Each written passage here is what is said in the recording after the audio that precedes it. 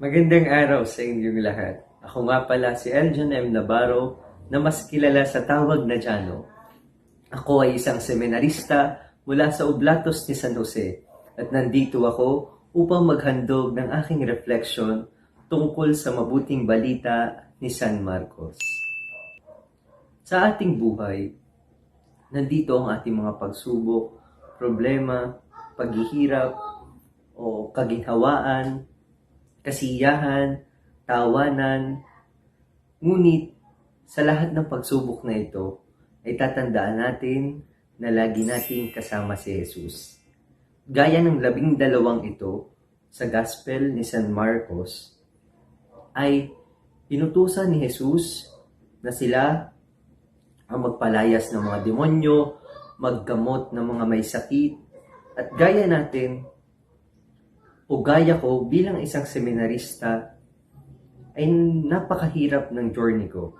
Ngayong nagsisimula pa lang ako sa aking bukasyon sa pagpapari, ay masasabi kong napakahirap, napaka-challenging, ngunit kung kasama natin si Jesus sa ating buhay, kalooban, at lalong-lalo na sa kaluluwa natin, ay mararamdaman natin ang kaginhawaan, kalayaan, at kasaganahan na kung saan mararanasan natin ang ngiti sa atin ng mga ibang tao na ating natulungan, ang saya na naibigay natin sa kanila, at lalong-lalo na ang kabusugan sa pagbibigay ng salita ng Diyos, na kung saan madadala natin ito sa ating panghabang buhay o kahit ko araw-araw kong dinadala si Jesus sa aking buhay upang mas lalong gumaan ang aking pakiramdam sa seminaryo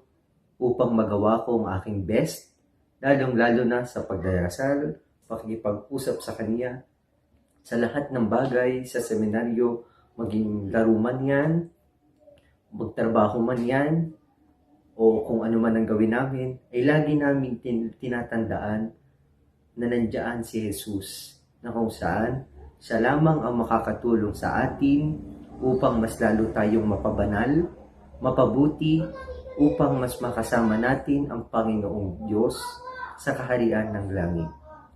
At yun lamang, ang journey ko ay nagsisimula pa lamang, ngunit ang karanasan ko ay napakarami na, ngunit kulang pa ito sa paghihirap ni Jesus.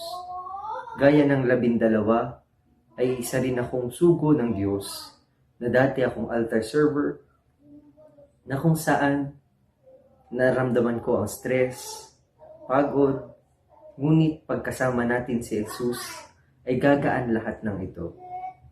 Yun lamang at maraming salamat.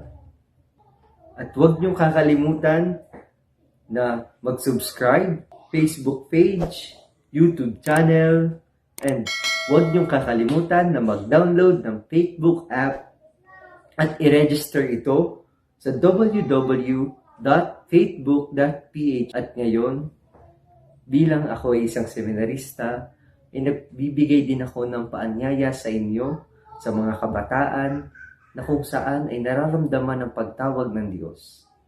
Nawa ay tugunin niyo ito at handa ang Oblatos ni San Jose na tanggapin kayo, papasukin kayo sa pinto na kung saan magsisimula ang tunay na bukasyon sa pagpapari. Maraming salamat at magandang araw muli.